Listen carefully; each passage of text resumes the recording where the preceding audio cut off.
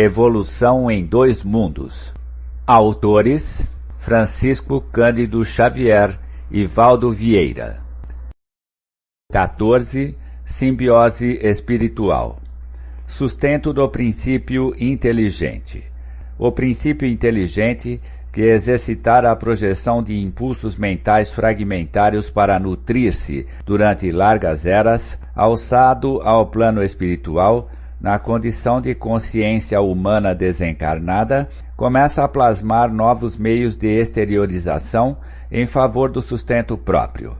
No mundo das plantas, com o parênquima clorofiliano, aprendeu a decifrar os segredos da fotossíntese, absorvendo energia luminosa para elaborar as matérias orgânicas e lançando de si os gases essenciais que contribuem para o equilíbrio da atmosfera. No domínio de certas bactérias, inteirou-se dos processos da quimiossíntese, aproveitando a energia química aurida na oxidação de corpos minerais. Entre os seres superiores, consagrou-se a biossíntese, em novo câmbio de substâncias nos vários períodos da experiência física, para garantir a segurança própria sob o ponto de vista material e energético.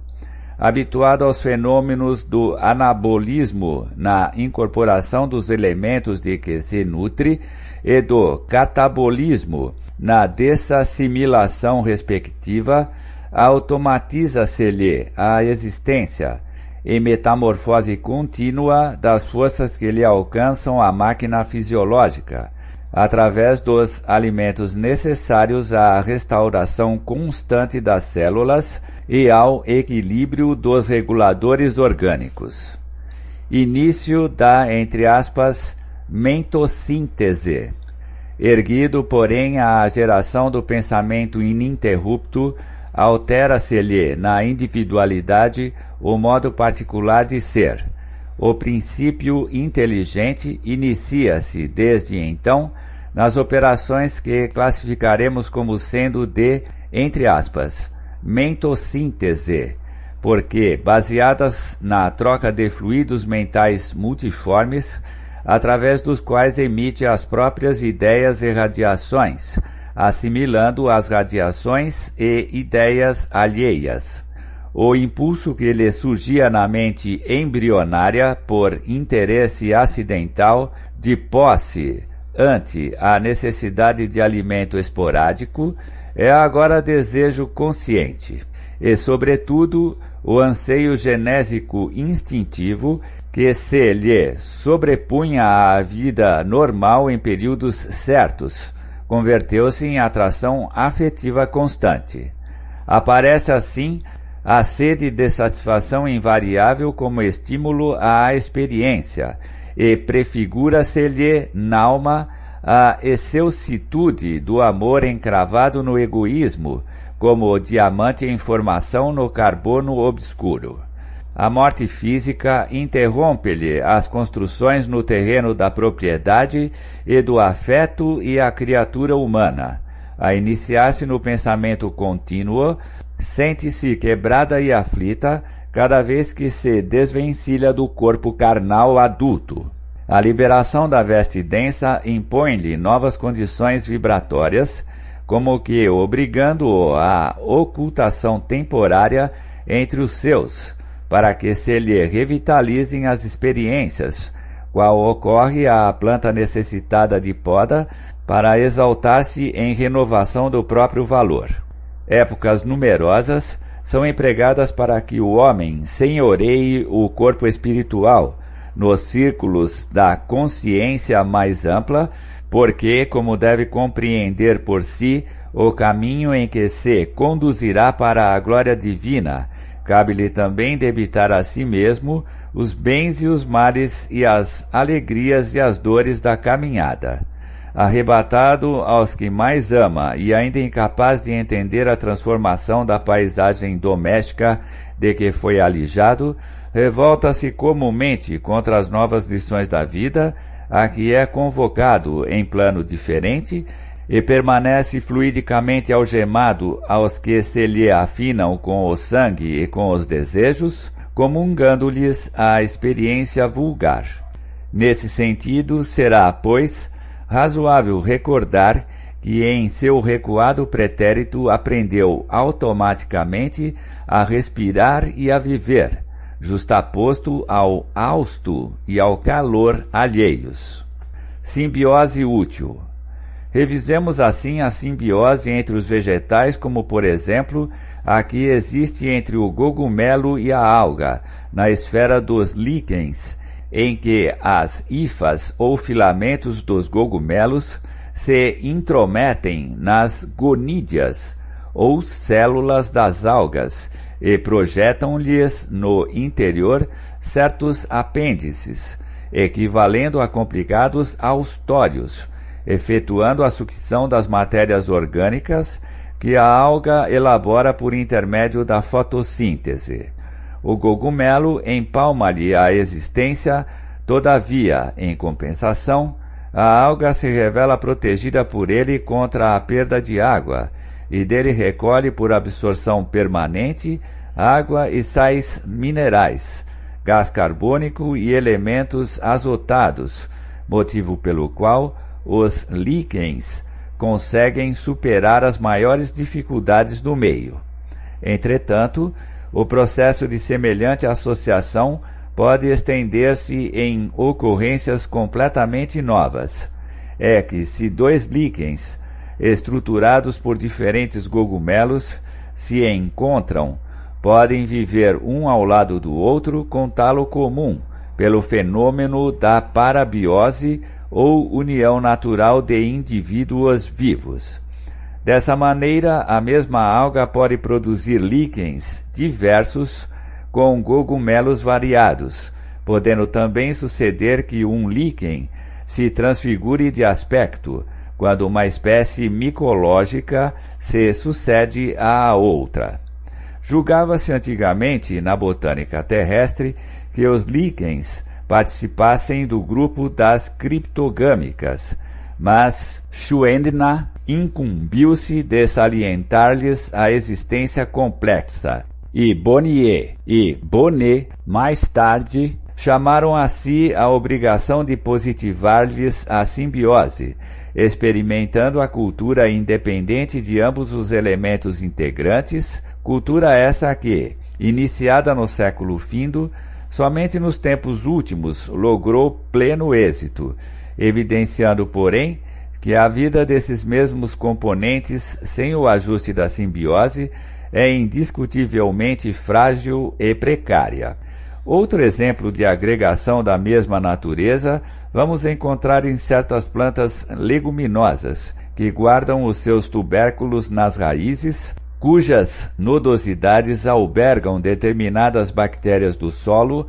que realizam a assimilação do azoto atmosférico, processo esse pelo qual essas plantas se fazem preciosas à gleba, devolvendo-lhe o azoto despendido em serviço. Simbiose exploradora. Contudo, além desses fenômenos em que a simbiose é simples e útil, temos as ocorrências desagradáveis, como sejam as micorrizas das orquidáceas, em que o cogumelo comparece como sendo invasor da raiz da planta, caso esse em que a planta assume atitude anormal para adaptar-se de algum modo às disposições do assaltante, encontrando por vezes a morte, quando persiste esse ou aquele excesso no conflito para a combinação necessária. Nesse acontecimento, como assinalou Colary, com justeza de conceituação, tal simbiose deve ser capitulada na patologia comum por enquadrar-se perfeitamente ao parasitismo. Identificaremos ainda a simbiose entre algas e animais, em que as algas se alojam no plasma das células que atacam, como acontece a protozoários e esponjas, turbelários e moluscos, nos quais se implantam seguras. Simbiose das mentes. Semelhantes processos de associação aparecem largamente empregados pela mente desencarnada, ainda tateante, na existência além-túmulo. Amedrontada perante o desconhecido, que não consegue arrostar de pronto, vale-se da receptividade dos que lhe choram a perda e demora-se colada aos que mais ama.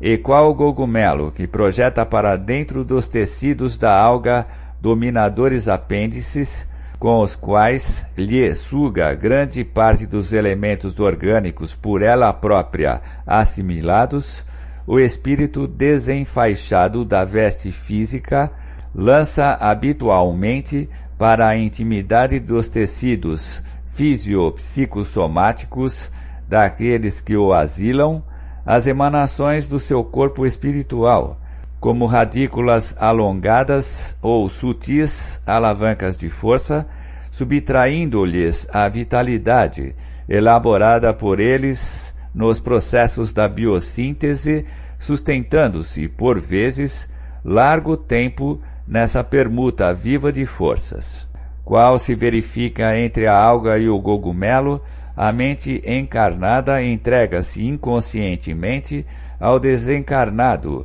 que lhe controla a existência, sofrendo-lhe temporariamente o domínio até certo ponto, mas em troca, à face da sensibilidade excessiva de que se reveste, passa a viver, enquanto perdure semelhante influência, necessariamente protegida contra o assalto de forças ocultas, ainda mais deprimentes.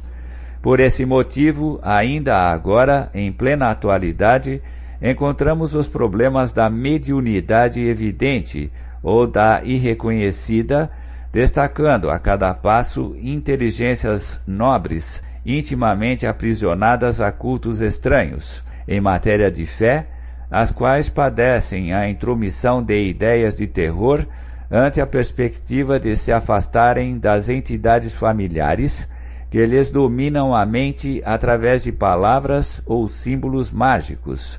com vistas a falaciosas vantagens materiais. Essas inteligências fogem deliberadamente ao estudo que as libertaria do cativeiro interior, quando não se mostram apáticas em perigosos processos de fanatismo, inofensivas e humildes, mas arredadas do progresso que lhes garantiria a renovação. Histeria e psiconeurose.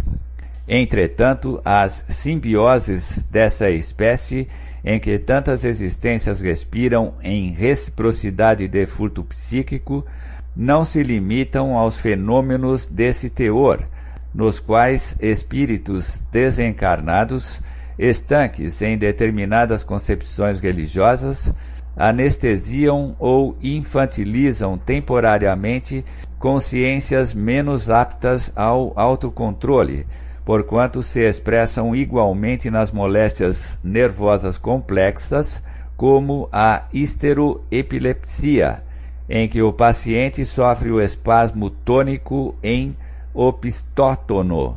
acompanhado de convulsões clônicas de feição múltipla, às vezes sem qualquer perda de consciência, equivalendo a transe mediúnico autêntico, no qual a personalidade invisível se aproveita dos estados emotivos mais intensos para acentuar a própria influenciação. E na mesma trilha de ajustamento simbiótico, somos defrontados na Terra, aqui e ali, pela presença de psiconeuróticos da mais extensa classificação, com diagnose extremamente difícil, entregues aos mais obscuros quadros mentais, sem se arrojarem à loucura completa. Tais entidades, imanizadas ao painel fisiológico e agregadas a ele sem o corpo de matéria mais densa, vivem assim quase sempre por tempo longo, entrosadas psiquicamente aos seus hospedadores, porquanto o espírito humano desencarnado, erguido a novo estado de consciência, começa a elaborar recursos magnéticos diferenciados, condizentes com os impositivos da própria sustentação, tanto quanto no corpo terrestre aprendeu a criar por automatismo as enzimas e os hormônios que lhe asseguravam o equilíbrio biológico e, impressionando o paciente que explora, muitas vezes com a melhor intenção, subjuga-lhe o campo mental, impondo-lhe ao centro coronário a substância dos próprios pensamentos, que a vítima passa a acolher qual se fossem os seus próprios. Assim, em perfeita simbiose, refletem-se mutuamente, estacionários ambos no tempo, até que as leis da vida lhes reclamem, pela dificuldade ou pela dor, a alteração imprescindível.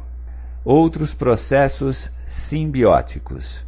De outras vezes, o desencarnado que teme as experiências do mundo espiritual ou que insiste em prender-se por egoísmo aos que jazem na retaguarda, se possui inteligência mais vasta que a do hospedeiro, inspira-lhe atividade progressiva que resulta em benefício do meio a que se vincula, tal como sucede com a bactéria nitrificadora na raiz da leguminosa. Noutras circunstâncias, porém, efetua-se a simbiose em condições infelizes, nas quais o desencarnado permanece eivado de ódio ou perversidade enfermiça ao pé das próprias vítimas, inoculando-lhes fluidos letais, seja copiando a ação do cogumelo que se faz verdugo da orquídea, impulsionando-a a situações anormais, quando não lhe impõem lentamente a morte,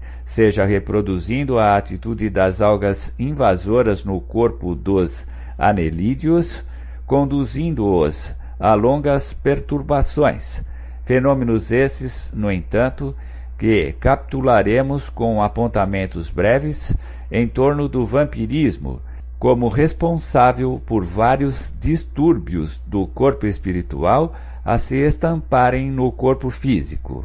Ancianidade da simbiose espiritual. Justo assim, registrar que a simbiose espiritual permanece entre os homens, desde as eras mais remotas, em multifários processos de mediunismo, consciente ou inconsciente, através dos quais os chamados, entre aspas, mortos, traumatizados ou ignorantes, fracos ou indecisos, se aglutinam em grande parte ao, entre aspas, habitat dos chamados, entre aspas, vivos, partilhando-lhes a existência, a absorver-lhes parcialmente a vitalidade, até que os próprios espíritos encarnados, com a força do seu próprio trabalho, no estudo edificante e nas virtudes vividas, lhes ofereçam material para mais amplas meditações,